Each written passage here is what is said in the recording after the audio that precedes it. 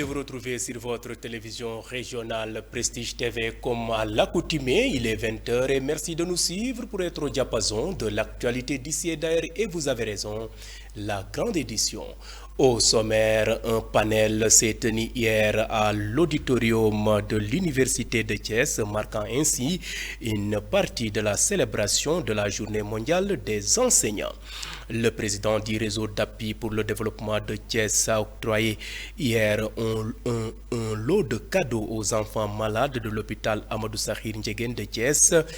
Plus de détails dans cette édition. Et puis, après plusieurs mois d'hibernation, la plateforme F24 a fait face à la presse ce mercredi matin pour revenir sur l'actualité politique et socio-culturelle du pays. Le suivi de l'actualité internationale et la page sportive mettront à terme à ce rendez-vous d'actualité. Merci de votre fidélité. Le développement, c'est dans une poignée de secondes.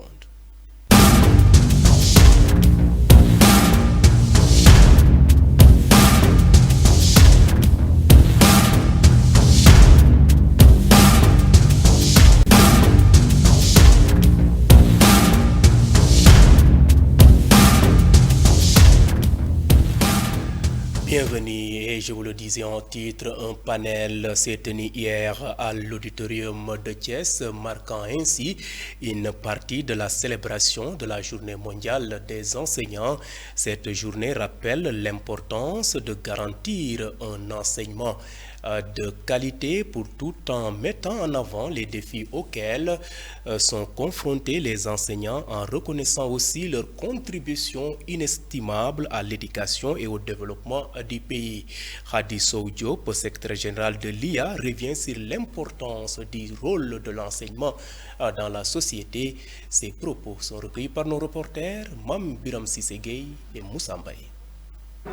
Après la randonnée pédestre qui a connu un succès éclatant samedi et qui a été organisée dans le cadre de la Journée mondiale de l'enseignant, nous sommes ce matin à l'auditorium de l'Université de Thiès pour le panel qui est un moment d'échange, un moment de bilan, mais aussi de perspective. Un panel qui a réuni les trois ministères en charge de l'éducation et de la formation, le ministère de l'Éducation nationale, le ministère de la formation professionnelle et le ministère de l'enseignement supérieur, de la recherche et de l'innovation. Les thèmes ont tourné autour des rôles et responsabilités des enseignants dans les politiques éducatives, mais également la recherche, les enseignants-chercheurs et les innovations qui sont apportées au niveau de l'enseignement supérieur, mais également tout ce qui touche la formation professionnelle en termes d'innovation. Ce fut un moment de partage, mais également de présentation de différentes innovations. Et j'en veux pour preuve l'existence ou la disponibilité de l'unité mobile de formation qui est à Thiès, qui est une innovation, un bus qui va vers les personnes à former et qui développe même des formations à Loucagne. C'est l'exemple que j'avais donné. À Loucagne, nous savons que c'est un endroit désert, mais où on peut former des enseignants, des organisations de la société civile, mais également d'autres couches de la société. La formation école-entreprise, le programme de formation école-entreprise, qui change complètement le paradigme de la formation et de l'éducation en mettant l'apprenant au cœur des entreprises où il est, mais également qui fait passer de la présomption de compétences à la constatation de compétences. Entre autres exemples qui ont été cités dans la salle, mais également les rôles et responsabilités des enseignants en termes d'éthique, mais également en termes de responsabilité. La responsabilité dans son sens profond, dans le sens global du terme, qui renvoie un peu à l'expression ou au terme anglais « to be able to », c'est-à-dire être capable de répondre de ses actes. L'enseignant dans sa classe doit être capable de répondre de ses actes en termes de programme enseigné, en termes de comportement et d'attitude. Après la randonnée... Restons sur cette célébration où le coordonnateur du comité d'organisation de la Journée mondiale de l'enseignement, Abdul Rahman Djei, est revenu sur les perspectives et les attentes par rapport à cette journée. Il est toujours au micro de nos reporters, Mam Biram Sissegei et Moussa Mbaye. Vous savez, à l'instar du monde, nous avons aussi cherché au Sénégal à célébrer l'enseignant. Et je crois que ça a commencé depuis 1966 et le Sénégal n'a jamais été en reste.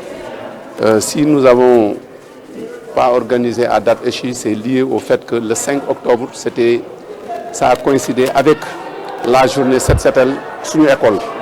Et nous avions estimé devoir reporter un peu la date.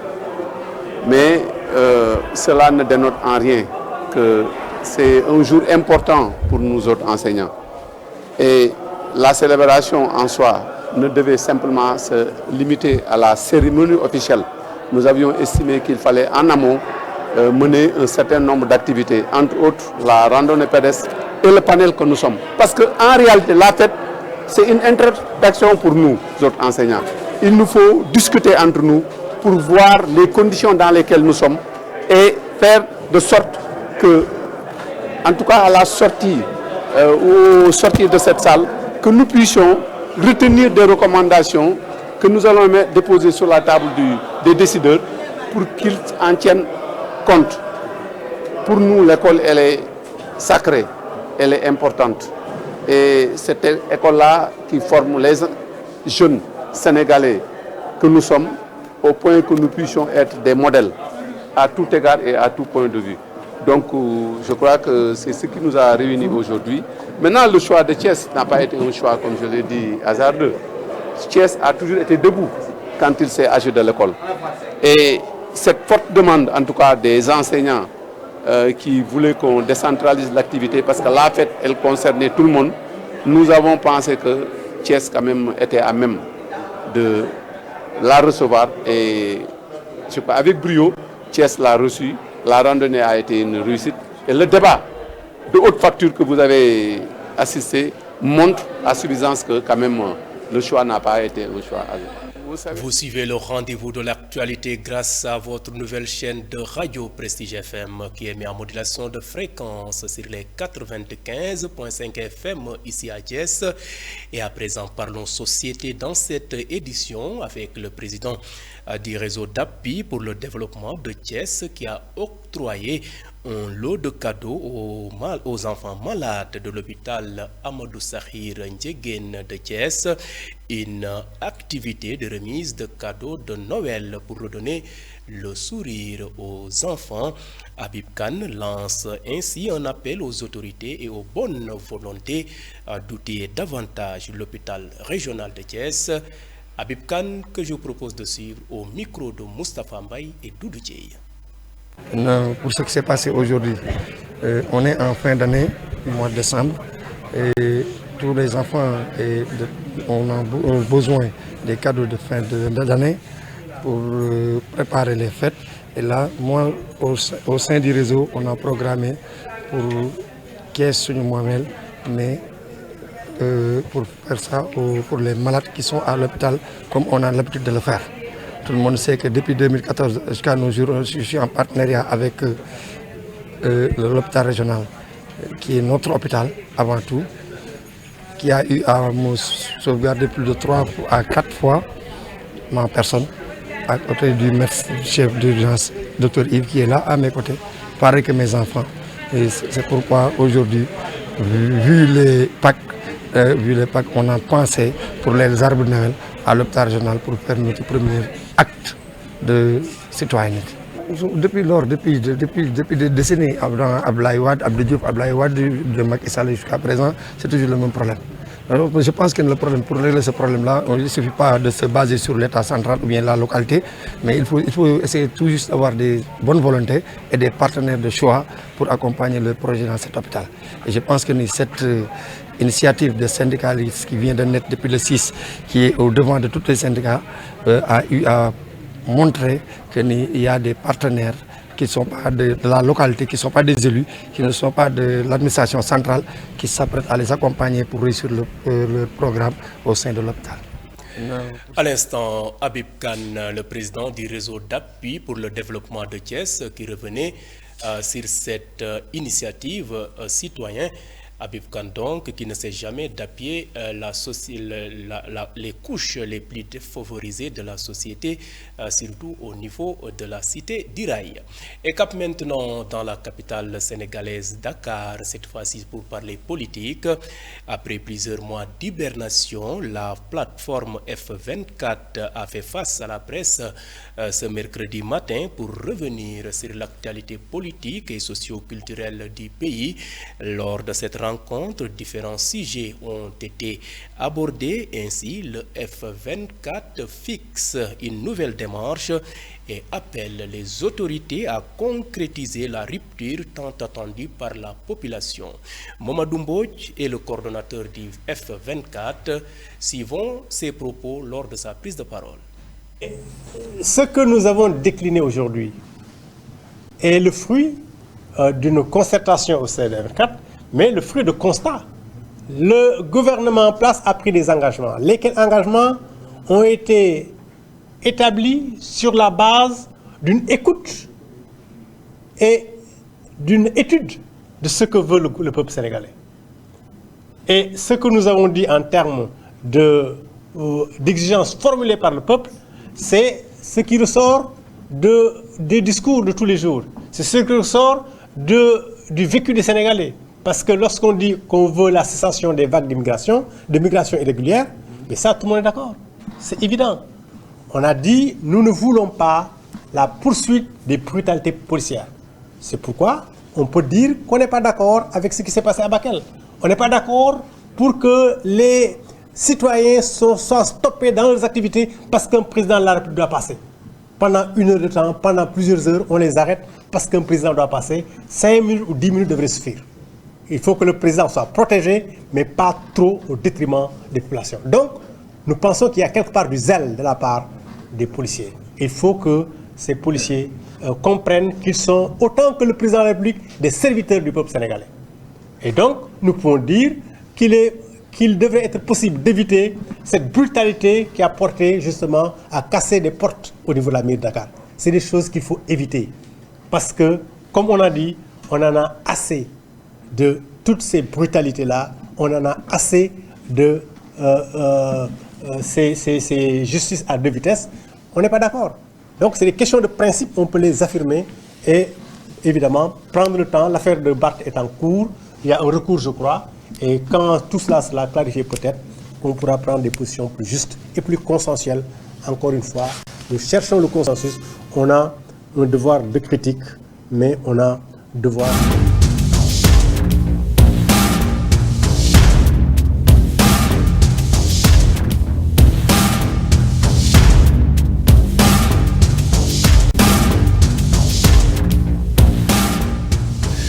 Et à présent, jetons un regard sur ce qui fait l'essentiel de l'actualité nationale de ce mercredi 18 décembre. La météo annonce un mauvais temps allant de la période du 17 au 23 décembre 2024, nous dit Mambiram Sissegaï.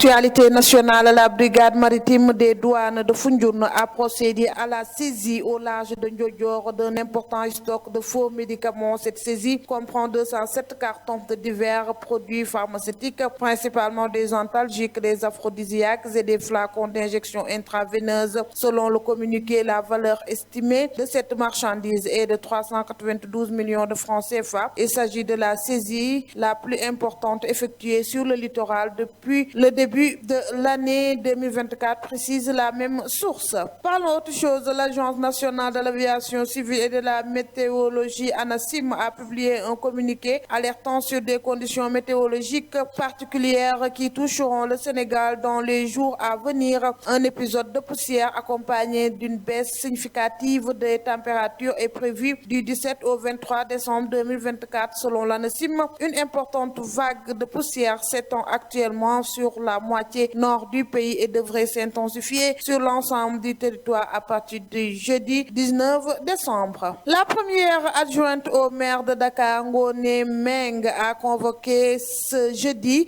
le conseil municipal de la ville en session ordinaire à partir de 15h dans la salle de délibération de l'hôtel de ville. 6 points sont inscrits à l'ordre du jour, dont l'installation d'un nouveau conseiller. Selon notre source, il ne s'agit pas d'installer le remplaçant de Barthélémy Diaz, déclaré démissionnaire de son mandat de conseiller municipal, mais plutôt c'est le maire de la Patte d'Oie, Abdoulaye Ka, qui a remplacé Maimouna Dièye au mois d'août dernier, qui sera installé en tant que conseiller de la ville. C'était tout pour cette page de l'actualité nationale.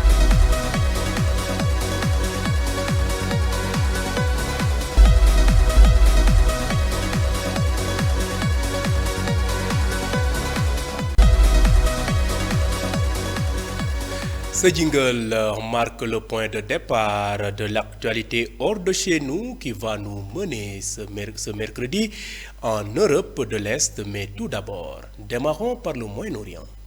L'autorité palestinienne qui gouverne certaines parties de la Cisjordanie occupée par Israël a justifié ce geste rare en éliminant les groupes militants soutenus par l'Iran qui provoquent le chaos. Les forces de sécurité palestiniennes ont lancé une rare opération de répression contre les groupes militants locaux dans le nord de la Cisjordanie occupée en envoyant des véhicules blindés et en engageant de violents échanges de tirs qui ont fait au moins 2 morts dans cette région instable. Les forces envoyées par l'autorité palestinienne ont commencé leur raid sur Jenin depuis samedi et ont opéré tout au long du week-end. Restons toujours au Moyen-Orient en prélude à la célébration de l'anniversaire de la naissance de la fille du prophète de l'islam Mohammed paix salut lui. Le guide suprême iranien Ali Khamenei a eu une réunion avec des femmes à Téhéran. Lors de cette rencontre, l'ayatollah a laissé entendre que le régime sioniste se prépare à encercler les forces du Hezbollah dans toute la Syrie avec pour objectif de les éradiquer. Mais ce qui sera éradiqué, c'est Israël, a assuré la plus haute autorité politique et religieuse de la République islamique. Pour rappel, l'axe de la résistance est une alliance informelle anti-israélienne dirigée par l'Iran et composée des Palestiniens du Hamas, des Libanais du Hezbollah, des Houthis du Yémen et une myriade de milices en Irak et en Syrie. Bouclons rapide de survol de l'actualité internationale en Europe de l'Est. Des centaines de soldats nord-coréens ont été tués ou blessés dans les combats qui les opposent à l'armée ukrainienne dans la région russe de Koursk, a affirmé hier mardi un haut responsable militaire américain. Plusieurs centaines de victimes, c'est notre dernière estimation des pertes de la Corée du Nord, a déclaré ce responsable sous le couvert de l'anonymat. A rappelé que plusieurs milliers de soldats nord-coréens ont été envoyés en Russie ces dernières semaines pour appuyer l'armée russe selon les Occidentaux.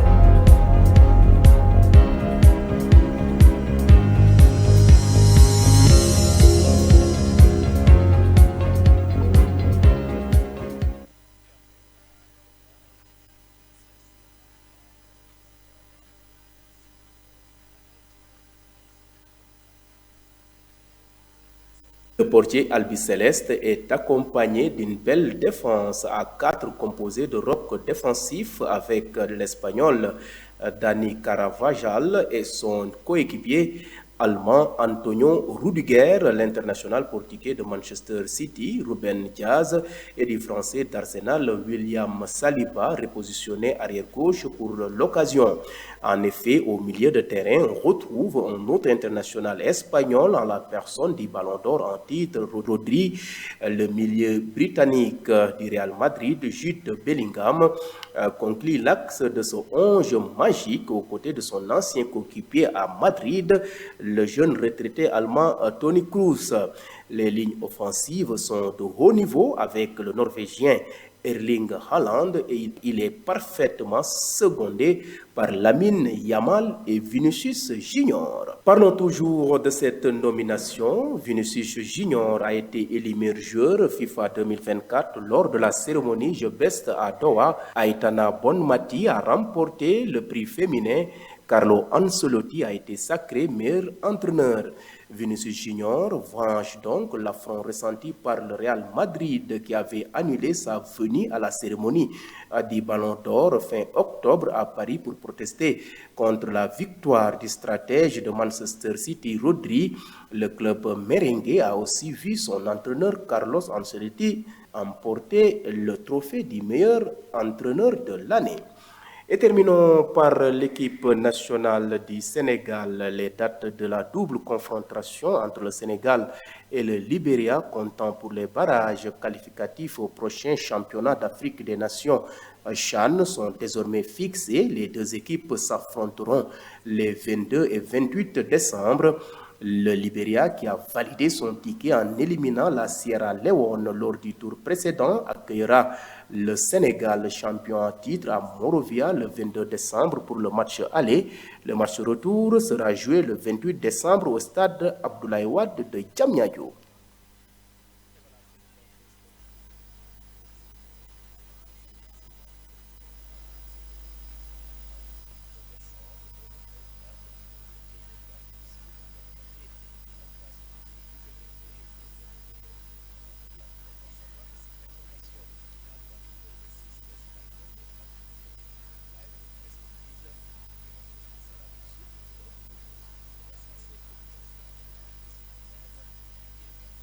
De fréquence sur les 95.5 FM ici à Thiès et gardez la fréquence sur les 95.5. Juste après cette version, je vous retrouve pour l'édition en Wolof. Merci et bonne fin de soirée.